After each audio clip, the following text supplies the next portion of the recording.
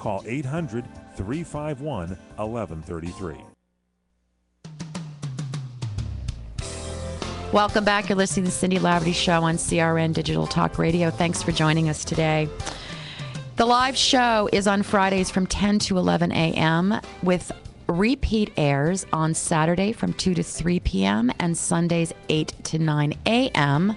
And that's all Pacific time.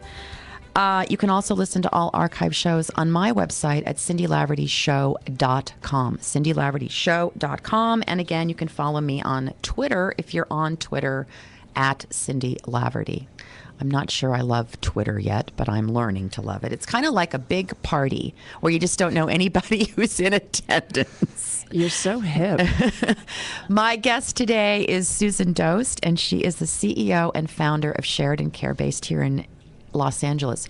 You can find Sheridan Care online at sheridancare.com. Pretty easy. sheridancare.com. Susan, thanks so much for making the trek out here today and being in studio with me. I love having someone in studio.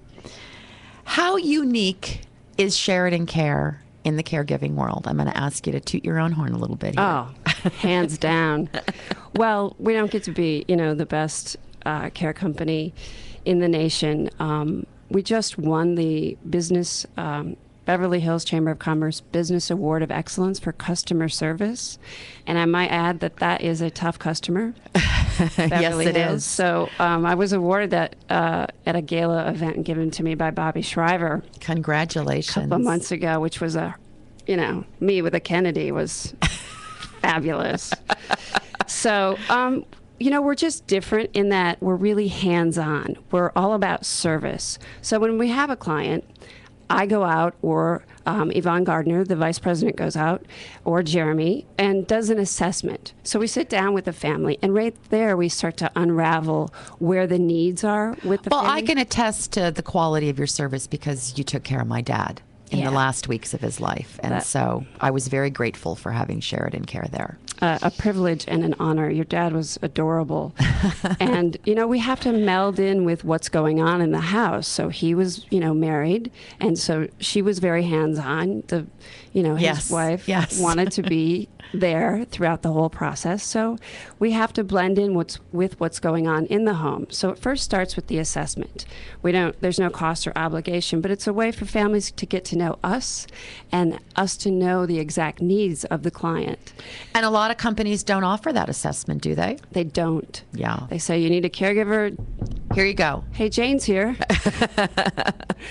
So, and develop the relationship, because largely care comes down to companion care. It comes down to personality. Mm-hmm. So we allow families to interview our caregivers. We go with them on the first day, say, okay, I want you to meet Elizabeth. She's been with our company X amount of years. She's taken care of this person, and let's see if it's a match. Right. So that way the relationship can begin, because when a client sits in the home, he's looking at the clock saying, okay, my day starts when Elizabeth walks through the door. Right. I can't get out of bed yet. I can't get my breakfast yet. So that's when their day begins, when that caregiver shows up. So the caregiver ideally sort of becomes part of the family. I mean, in a very subtle way without taking over. Absolutely. That's the ideal scenario. Yes. Okay. So I hear people all the time say, I can't afford to hire a caregiver. I just can't afford it. And for a lot of people, they can't. It's not inexpensive. But how can somebody find a different way of looking at this? Because if you're a caregiver and you're living in overwhelm, a couple of hours of care a few times a week can really free you up, in terms of getting your life back. So is that possible? What do you say to people? Sure. I'm the first person to admit that it is not, it is an expensive thing. It's private pay or long-term care insurance. There's a little known benefit called aid and attendance. If you want to talk about that later, we can. That's for a veteran or a spouse of a veteran. But I think you're right. Starting out small, a few days a week, you get used to it. You get your life back in a way. The daughter or the son gets their life back, right, because they're ultimately the one riding up on the white horse at this point, and it's exhausting for them.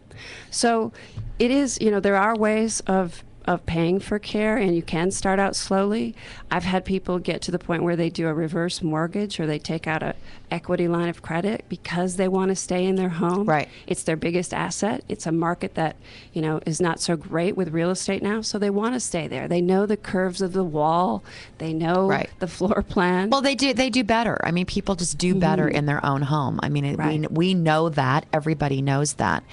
But I think the advice to caregivers here is to just really sort of talk to someone, And when we come back from break, let's talk about how people are so afraid to reach out and get that help that they need. Okay? Sure thing. I got to take a quick break. You're listening to the Cindy Laverty Show. I'll be right back.